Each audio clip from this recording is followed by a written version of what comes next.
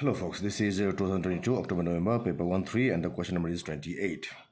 This question is concerned with the chapter superposition of waves. It says a light source consists of a vertical slit illuminated by a red light and a violet light. So it has got red and violet light simultaneously. The wavelength of R is approximately twice the wavelength of lambda. So lambda of red is almost twice the lambda of the violet, and it is true as well. This is about 750 nanometers. It's about 350 nanometers, so that's why almost twice. A parallel vertical double slit is placed nearby. A white screen is placed so that fringes are formed in it, like this. Which graph best represents the interference fringes formed on the screen?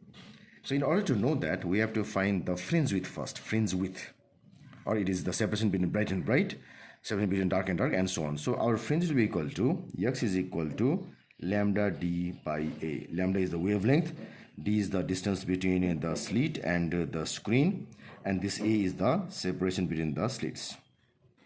So now, since we have a lambda r is more than is equal to twice of lambda v, we must have. So this x is equal to, let me write here, x of r is equal to lambda r d by a, x of v is equal to lambda v d by a, and now since lambda are equal to twice of lambda v, I must have x r is equal to twice lambda v d by a. This gives us x r is equal to twice. So xv is equal to, if I substitute it, if I use this thing over here, if I this thing to this, so it's equal to twice of xv. So the fringe width of r should be twice the fringe width of the violet. So that means the separation between bright and bright for red should be is equal to twice the separation between bright and bright of the violet. So let's see the first. In the very zero order, there is no maxima of both. It's minima for both of them. So this is incorrect.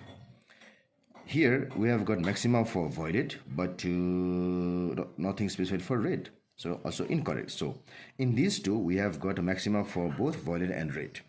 In these two. Okay. Now let's consider now. Here the fringe width for violet is this, and the fringe width for red is this.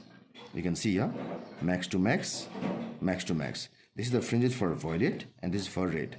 And it appears that the fringe width for red is twice of this. It appears that the fringe width for red is twice of this. So that means yes, this thing is fulfilled. So choice number C should be the correct choice. If I see in D, here we have got the fringe width for red is this and for violet is this. It is vice versa. The violet one is greater, which is not possible. So this is incorrect. This is incorrect. This only is the correct choice. So C is the correct choice.